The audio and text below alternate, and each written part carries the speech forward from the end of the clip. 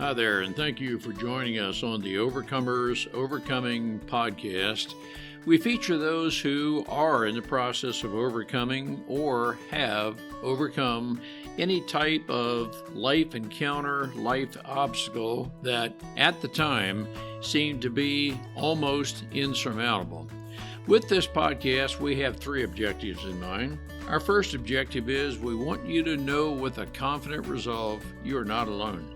We want to work with you. We want you to know there are others who are working with you, who want to help you through whatever you are encountering, and together we will get through whatever you're experiencing. Our second objective is there are multiple options for any life encounter you are facing.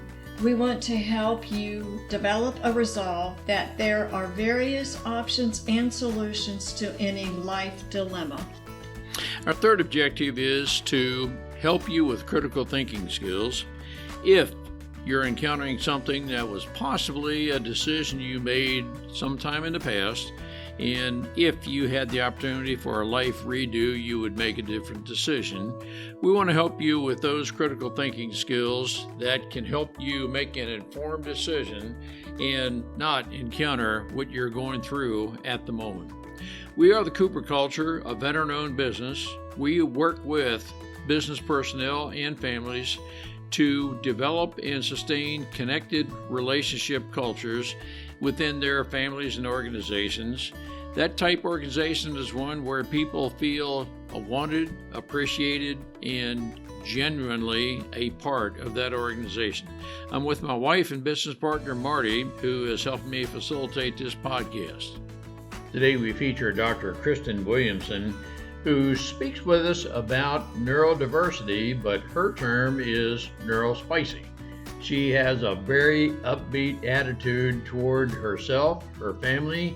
She is, by her definition and assessment, neurodiverse, but she chooses to use the term neurospicy because she is, and as she describes, a little different.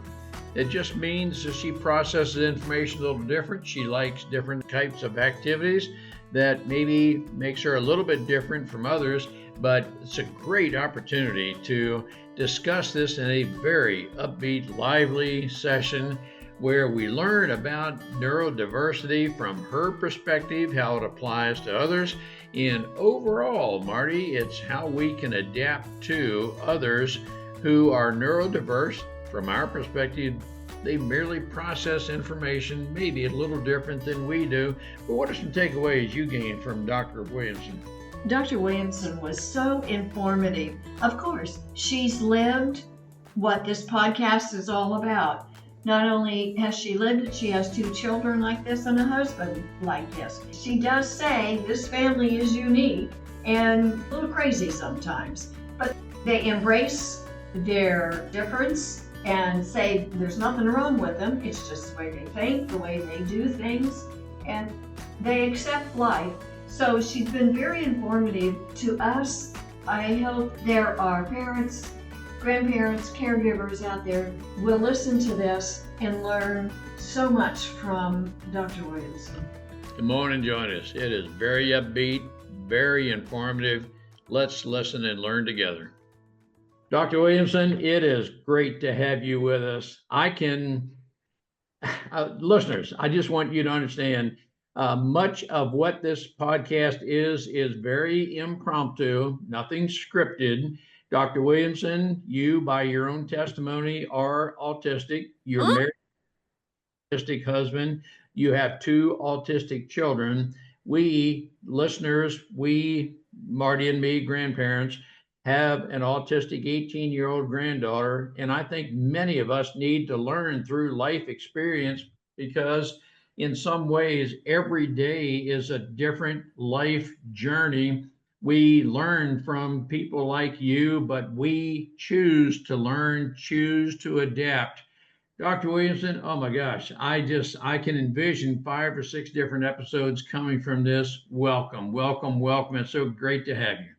Thank you so much. I'm so excited to be here. I love talking about autism and ADHD, and a lot of people call it And most people call it neurodivergency. I call it neurospicy because it's our brains are spicy. Sometimes they're the good kind, sometimes they're not. But either way, it's the spice of life.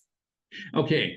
And so, yes, I am believing that our 18-year-old granddaughter is diagnosed as high spectrum autistic. And yep, she lacks, I would say, or let's say, she can learn to achieve better executive functioning, that is, thinking ahead. She is a bit impulsive and so forth.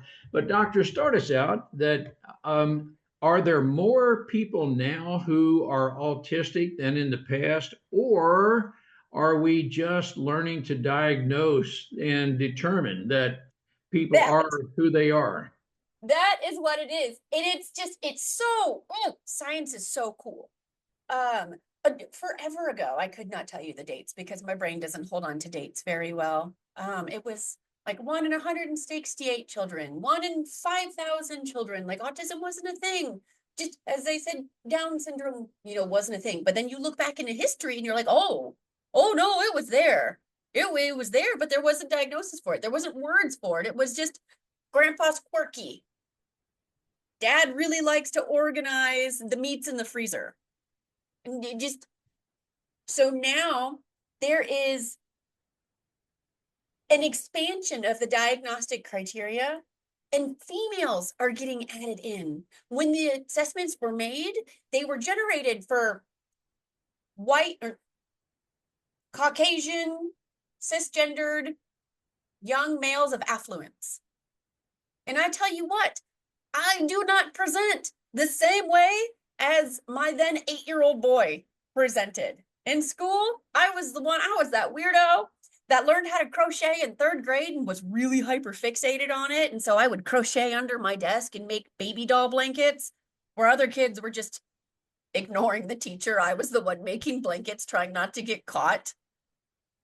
And I was labeled as quirky or as weird, or she talks a lot about bread or cats or dinosaurs. And it almost feels like you are an alien wearing a human disguise. And like, I can do this. I can say all the right words, but why does it feel like people aren't looking at me the same?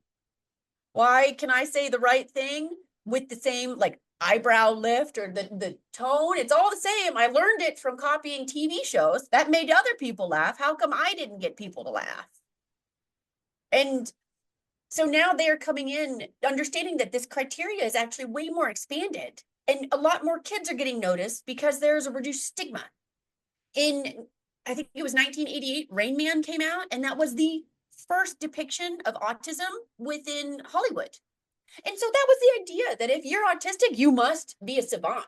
You must be able to come in and card count, and you need to live in group homes.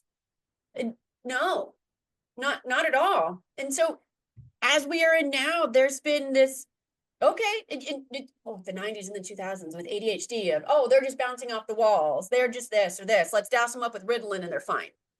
And kids need to be quiet and seen, but not heard. And I don't know if you've ever met an ADHD human, but they are heard. They find ways to be heard. Oh yes, I'll just interject very quickly. I'm self-diagnosed ADHD. I have been characterized as having 31 squirrels running all the time in different directions and so forth.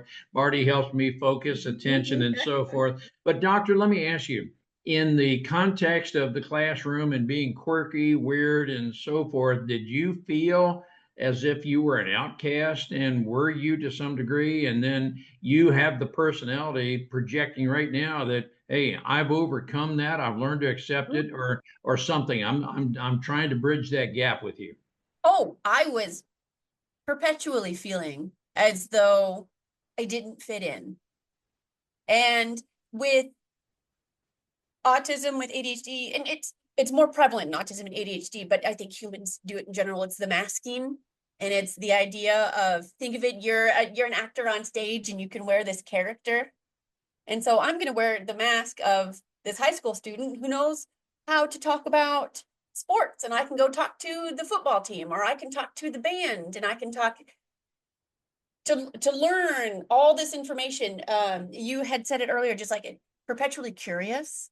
And so everything's interesting. You can talk about everything at maybe an inch deep, but miles wide in what you can talk about. And then there are some things that it's like, oh, you found a really special interest of mine. I can just go forever talking about it. And it took a long time to grow into my skin of I can be the weirdo, I can be the quirky one.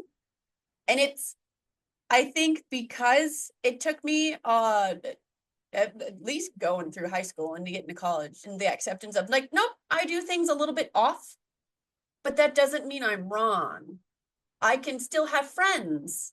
They like me even though I'm off or a little weird. Oh, Those are the you ones that hit took on me to stick something around. right there that's so extremely important. I know it's with our 18-year-old granddaughter, but I'm going to be with a lot of other people.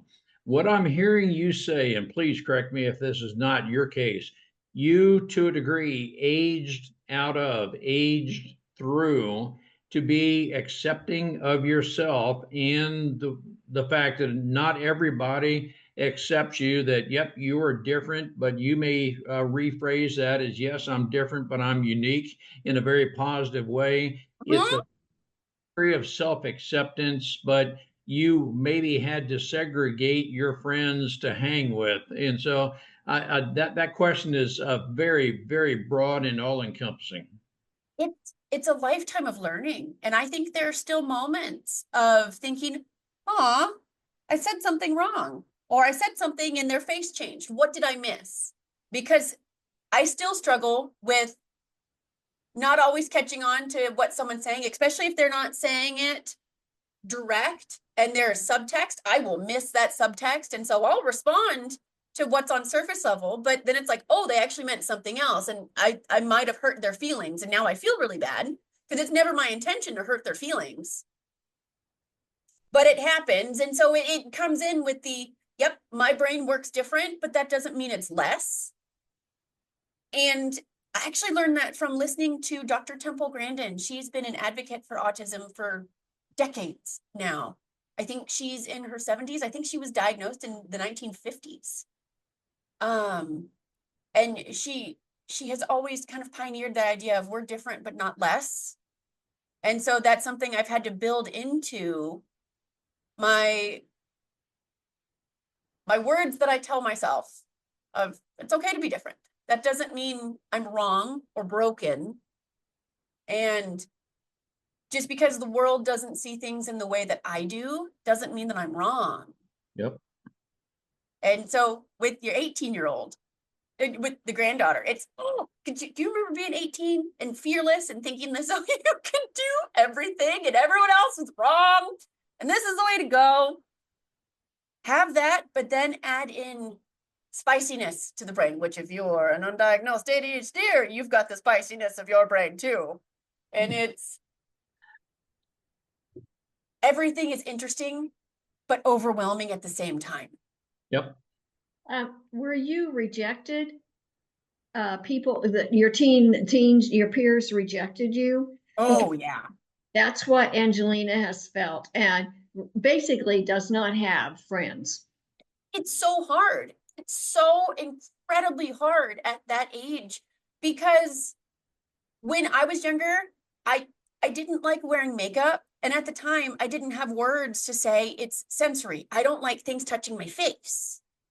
And so I was this 18-year-old who struggled with wanting to wash her hair every day because the sensory of it, or wearing the makeup. It's you feel like you're just off, that why do other people just get it and just understand? And then it's like, oh, well, they have these inside jokes. Well, I want to have inside jokes. I want to be included. And that's where I think a lot of society kind of misses the mark with us. They see that, oh, okay, you're on the spectrum. You're okay to hang out by yourself. You have these wild interests, but we have this need as other humans to connect, and we want to connect and find these friendships, but it's not always easy. And my recommendation, actually, I learned this reading Dr. Devin Price's book, Unlearning Shame or Unmasking Autism. Both are phenomenal books. I say, in order to meet like-minded people, to kind of go to things that you like. If she's into card games or books or conventions, to find these people and to show up on the same time at the same day. And then you meet people who are into the same things that you are, and the right people will tend to flock to you. Several questions come to mind. Sensory perceptions. Our granddaughter is very sensory perceptive to a list of things. She will sometimes shower 3-4 times a day because she's been outside amongst germs. She refuses to eat food that may be one day beyond the expiration date, even though it's been sealed, et cetera, and so on, that date and so forth.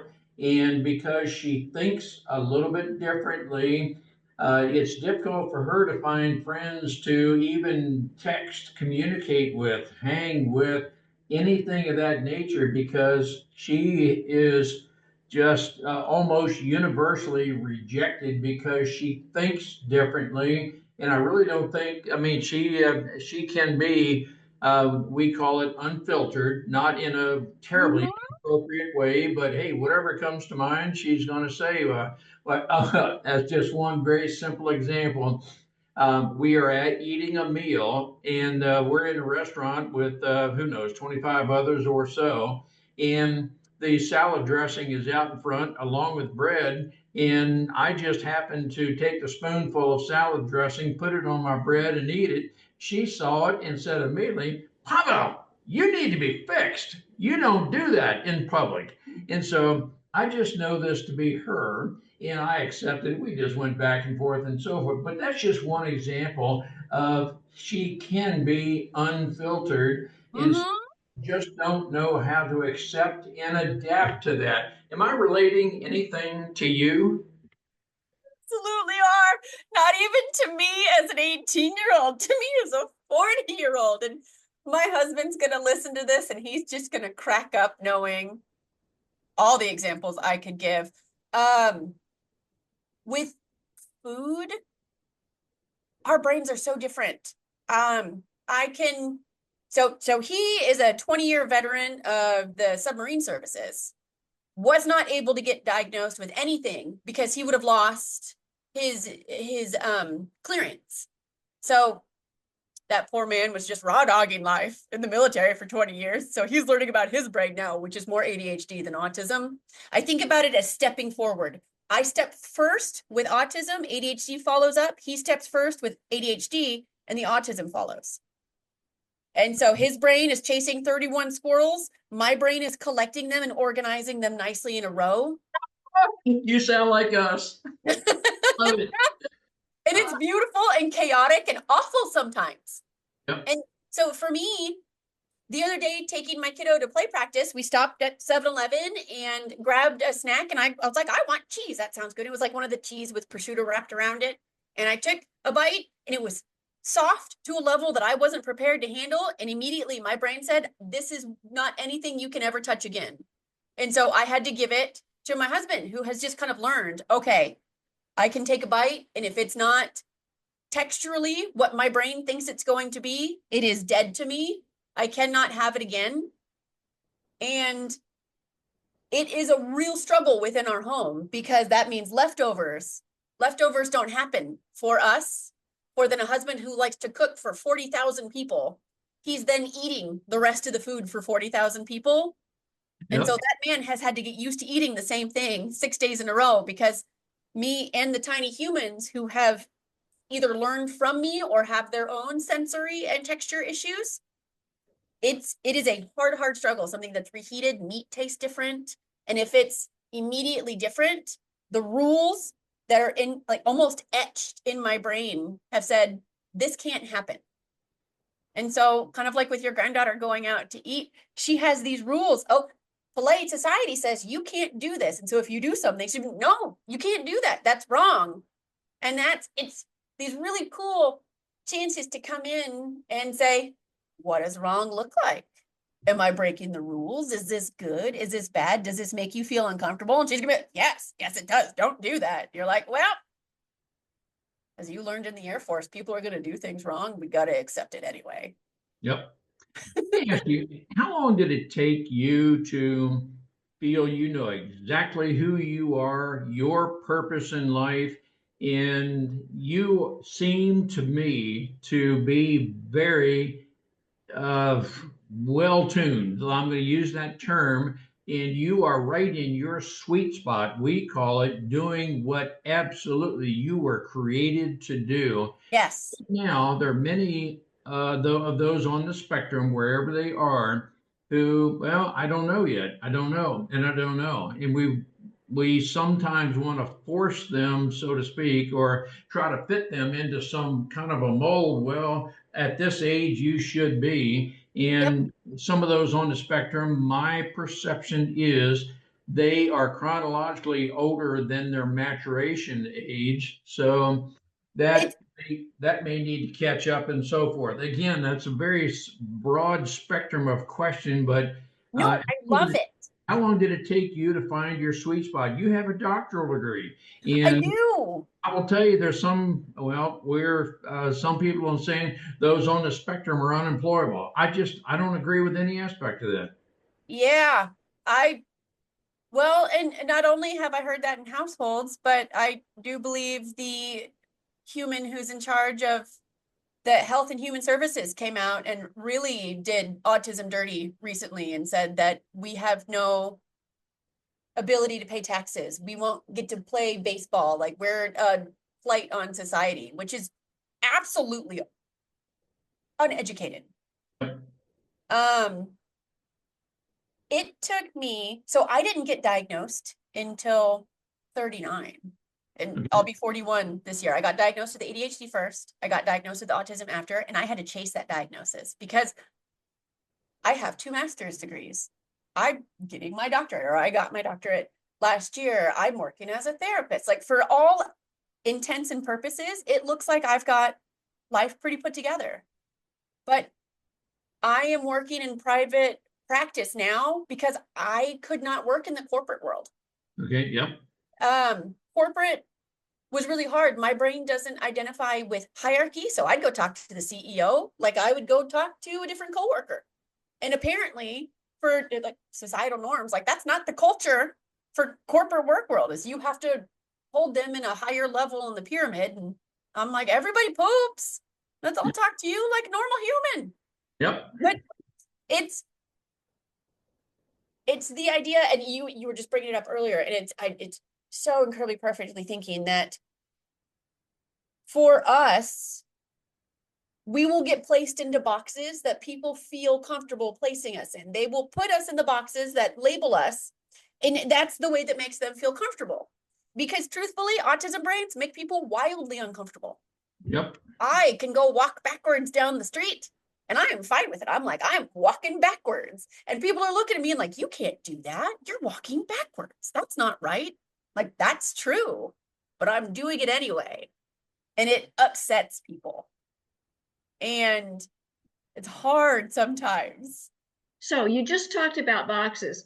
How do we help? I feel like my family, her parents are doing that. Maybe not so much our daughter, but some. I say, don't put her in a box. Find her sweet spot. And culinary happens to be a sweet spot that we think right now. I mean, she loves to cook, and she loves to mix the spices and see what you can do.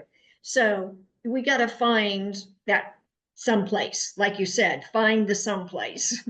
So there's one thing that I vehemently will advocate for each state. I believe each state. So I'm in Texas, and so I can speak for Texas and a couple of other states that I'm licensed in. There's something called vocational rehabilitation, and it's states will come help you find a job.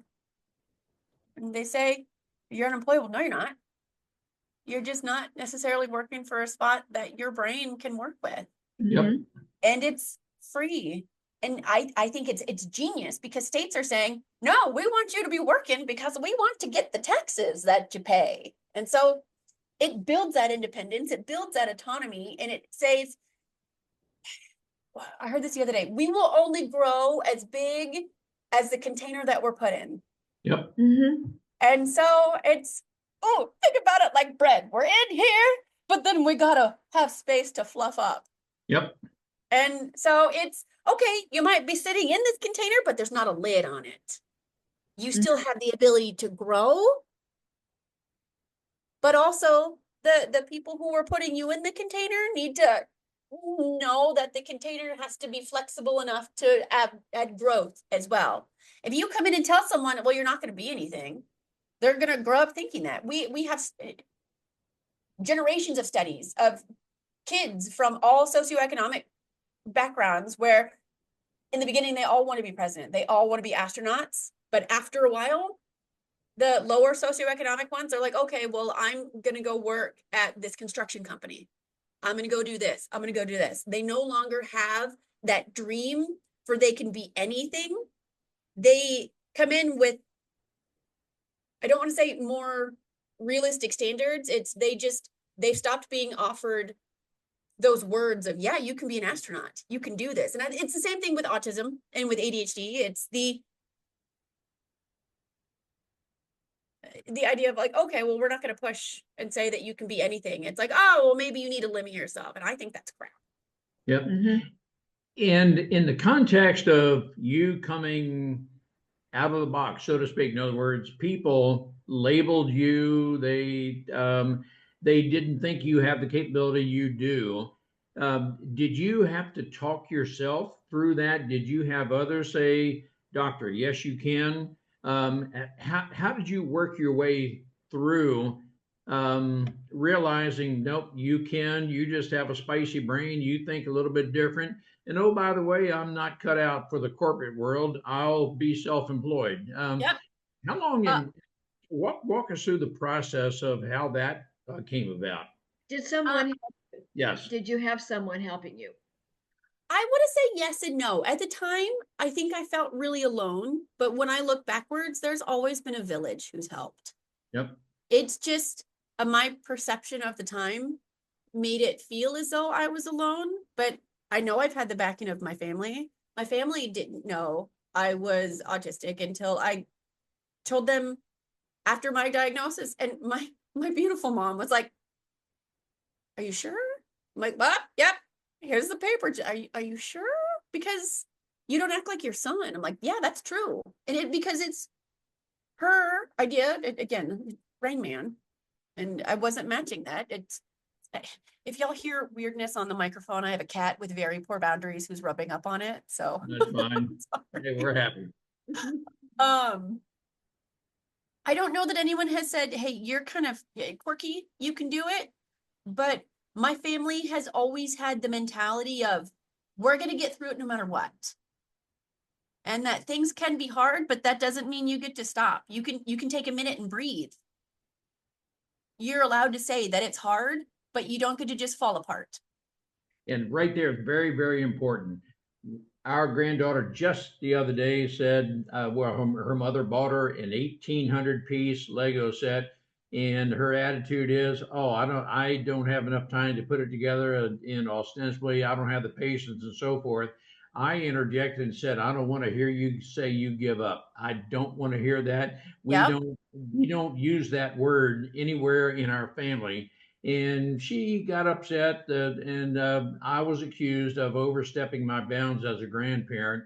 But I use that as a backdrop, doctor, to ask you, can we help a person say, no, you can accomplish, don't you ever give up or do you have to do that on your own? In other words, I'm trying to determine how much can we be a catalyst to inspire, and when is it time to back off?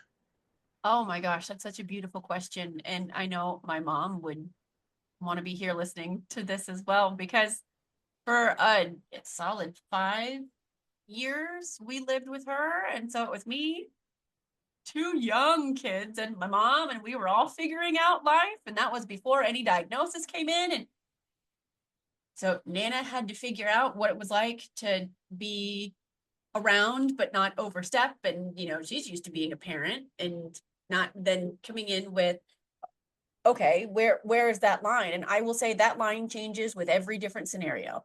Yep. But coming in to say, I believe in you, you can do this. It can be hard, but you can do this. It maybe would be the flipping of the phrase instead of the, no, well, we don't believe in stopping. We don't ever give up. And instead of that, it's that, and not even that that's anything that you said, but so much of the, you know what, I understand. It's kind of that seeing where they are, that validation of, yeah, this is hard. This is a lot. You know what, though? You don't need to do every single part of this Lego thing. How about we just work on the first page? Yep. With autism brains, we get so anxious when we can't see beginning to end. And then we get really overwhelmed because we don't have all of that information of how long it's going to take, what it's going to look like. Like there's a lot. And I also think, as I've seen this with my 12-year-old and my 15-year-old, that this is the generation that gives up a little bit easier. Yes. Or the Amazon Prime society, if it doesn't happen immediately. So they're the Amazon Prime. I'm the microwave generation where I want things done within minutes. But it doesn't always work that way. And so it's a phrase within our house that you just need to focus on the first step. And I have to tell myself that a lot because I want to know everything. I want to say when she gets pressure like that, she will do just like she shaves some of her eyebrows. She does something to her body. It's things you can We control. sometimes trigger anxieties. Yeah, right. When it triggers, and then that can happen. Doesn't happen all the time, but it can happen. Well, and it's funny. I've got, well, it's not as blue anymore, but I love coloring my hair because for all the things in the world that I can't control, I can color my hair. Yeah. Okay, so maybe this is a control thing. It could be. Now clinically there are some. It's called a trichotillomania. It's where you pull out hair. Yep. Mm-hmm. She does that to her eyelashes. And that is one that I can, if anybody is struggling with that, or you had mentioned taking multiple showers because if there's so many germs, that tends to lead into the OCD components, which is just exhausting. It's exhausting. Like her brain has to be exhausted. Anyone else who has brains like this, that, you know, I need to wash my hands, I need to do this, I need to do this because there's so many germs. It's almost that never ending compulsion, which makes it hard to go out and enjoy time with friends or do anything and meet other people because your brain is just taking over. And for that, I will say it's always beneficial to go talk to a doctor to see if there's anything that can help bring down your thoughts.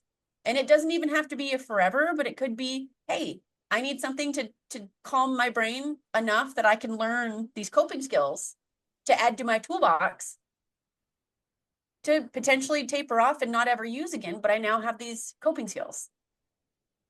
Let me ask you, and I just have so many thoughts. I really want to ask you even ahead of time, even while we're recording.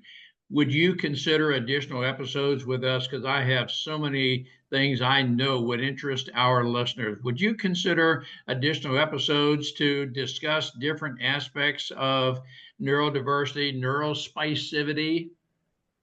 I would be so honored. So awesome. Well, I want to ask you, through all of your life travails, if I could phrase it that way, and as you were defining yourself and being settled in your own mind, in the back of your mind, did you always know there is somebody who has your back, has you, they believes in you type thing? I really, looking back, I can comfortably look back and say yes, but in the moment, I didn't feel like it.